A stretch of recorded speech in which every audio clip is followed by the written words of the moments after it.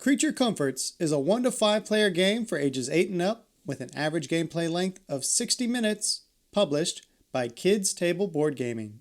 Creature Comforts plays over several rounds called months, approaching winter, when you will roll 2 family dice, assign workers, and then roll village dice for the round. Hopefully you will be able to collect resources to craft comforts and build improvements. After all rounds have passed and winter has arrived, the player with the most points wins. To set up the game, place the board in the center of the table.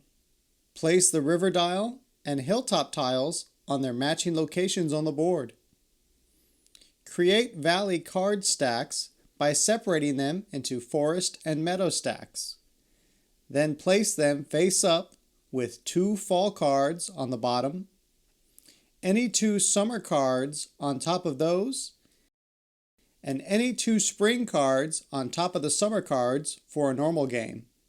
For a long game, use all summer and all spring valley cards. Next, shuffle the traveler deck and place it face down here at the inn. To the left of the board, shuffle and place the improvement deck. Draw 6 improvement cards and place them next to the die location on the side of the board. Also place 2 wheelbarrows and 2 almanacs near the improvement deck.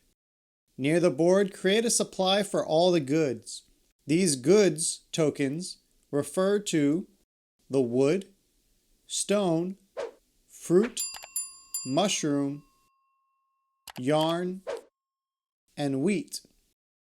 Create a separate supply of the non-goods resources, such as the coins, stories, and lesson learned tokens. Keep the 4 village dice and worm token nearby. And to finish setting up the board, shuffle the comfort cards and lay out 4 comfort cards face up on the owl's nest. Now for individual player setup, each player will collect a home board with matching 4 workers, 4 cottages, and 2 family dice. Place the 4 cottages on the board to cover up the available points. Then draw 3 comfort cards from the comfort deck, keep 2, and discard 1. Choose a first player and hand them the worm token and the 4 village dice. And now you are ready to play. Depending upon the number of players and the game length, you may need to distribute a coin to certain players. This chart will help you know if and who might need a coin during your playthrough. Each month will play out in this order. First, reveal a new traveler from the inn. The traveler will provide different benefits if you send a worker there, but for now, we need to read its power. If the power says immediately, follow the instructions before continuing. Next, each player will roll their 2 family dice and place them here on their player boards. These will be used throughout the month and you must not change their values. Each player will then place their workers on the location they wish to visit. This can be done at the same time. Each player can only place 1 of their workers per location, but any number of players can occupy the same location. You will only have your 2 family dice to give you a hint at where you can place your workers, because you will not be able to roll the village dice until all players have chosen their workers' locations. The locations in the valley consist of 2 forest locations and 2 meadow locations. These locations have dice requirements to collect. They range from a single die with a certain value, a set of matching pairs, or any number of dice equaling a certain number, but they are not limited to these requirements. The river, which has 3 locations, the requirements of which change every round, but the sections do not. In this single section, it gives you 1 rock and 1 coin. These 2 sections will give you 2 rocks, and these 3 give you 1 rock. Moving down the board, you have the market, where any value die roll can be used to either trade a single coin for a single good, trade 2 matching goods for any single good, or trade 3 goods for a single coin. Next to the market, we have the inn. Each traveler has their own benefits, and by using a single die value. If the benefit has a green arrow with a number in it, that number lets you know the total number of times you may take advantage of that benefit. However, if there is a box with a question mark, you are only able to do that action up to the value of the die you used at the end. If no arrow or no question mark, you gain the single benefit it offers. Below the inn, you have the workshop.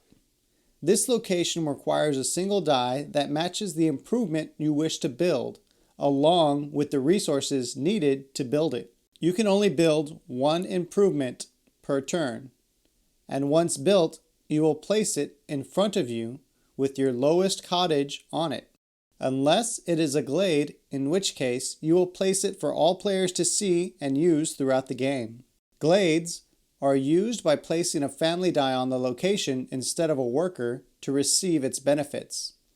And if it belongs to another player, the owner will receive a bonus of some kind, usually a resource. Additionally, no player is allowed to have two improvements of the same type. Unfortunately, this location is turn order dependent. If a player collects an improvement you wanted before you get there, you must try to claim another on your turn, or just collect a lesson learned token.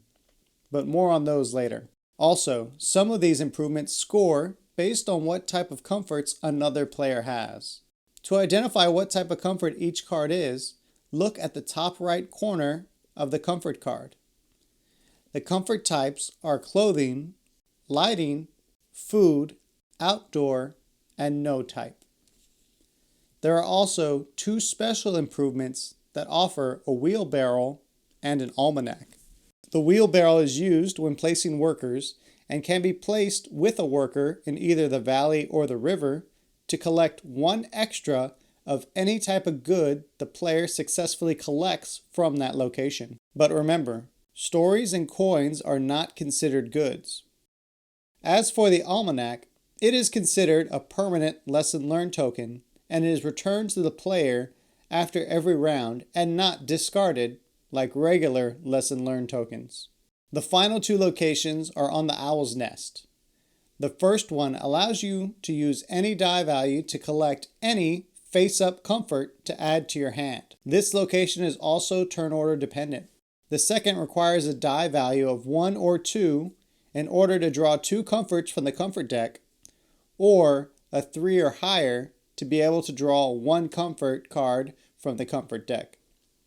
You can have as many comfort cards in your hand during your turn, but once you end your turn, you must discard down to 3 or less cards. Comfort cards are the main source of points in the game and have resource requirements to create them listed here on the left. Also, some comfort cards require certain resources to be placed on them in order to score additional points. These resources can be moved on and off during the game, but must be placed on a single comfort card at the end of the game for final scoring. And these are all the locations you have to choose from. Once all players have placed their workers, the early bird, the player with the worm token, will roll the village dice. Do not alter any of these results and carefully place them on the hilltop. Now, starting with the early bird and passing left, each player on their turn will place the village dice and their family dice to complete locations where they place their workers if possible. Any die can be used on any location provided it matches the requirements to complete the action. On your turn, you are free to move the dice around to make sure you get the best results before collecting anything. Also, if there are glades available, you may use one of your family dice, like a worker, and assign it to the glades to collect its benefit. If you have any lesson learned tokens, you may add or subtract to the value of the dice they are used on, but do not alter the dice themselves. Just place the token plus side up to add value or minus side up to subtract. These tokens can be stacked, but a 6 cannot be higher than a 6, nor a 1 lower than a 1. Once all dice are assigned, in any order, you may resolve each location and collect the rewards. For any location that was not completed, collect a single Lessons Learned token. You can only collect these tokens after you have finished resolving the other locations. And once all locations are resolved, craft any comforts from your hand. You can complete, and at the end of your turn, discard any comforts that exceed the 3 hand limit. Finally, collect all workers and family dice and return the village dice unaltered to the hilltop for the next player to use. Once all players have taken their turn, you will proceed to the upkeep phase of the game. The first part of the upkeep has you checking the traveler at the inn and see if they have an end of month power, and if so, activate it. Following that, you will discard the current traveler, along with the topmost forest and meadow cards used in the valley this round. You will also discard the lowest improvement and the leftmost comfort card. Move all other improvements down and refill the empty locations. As for the owl's nest, move all comforts left and draw new comforts to fill any empty slots. Rotate the river dial 1 notch clockwise and pass the early worm and village dice clockwise to the next player. And when all this is complete, reveal a new traveler in the inn and start the new round. Apply any immediate powers from the traveler. Move on to each player rolling their own family dice. Then each player will place their workers on the board, and the early bird with the early worm will roll the village dice. Each player resolves the dice on their turn, collects any rewards, and once all players have finished, proceed to upkeep again. Continue this way until there are no more valley cards, then proceed to scoring. Something to keep in mind when playing: during certain months, the valley will not produce certain resource types. On the left of the board, next to the valley, those types are listed. During spring months, no wheat will be available here. During summer months, no mushrooms will be available. And in the fall months, no yarn will be available.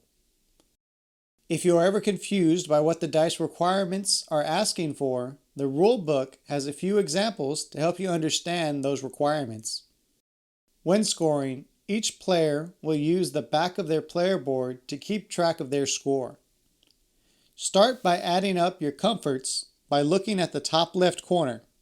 And don't forget any bonuses from the resources stored on the cards or from having certain types of other comforts. Next, move on to improvements.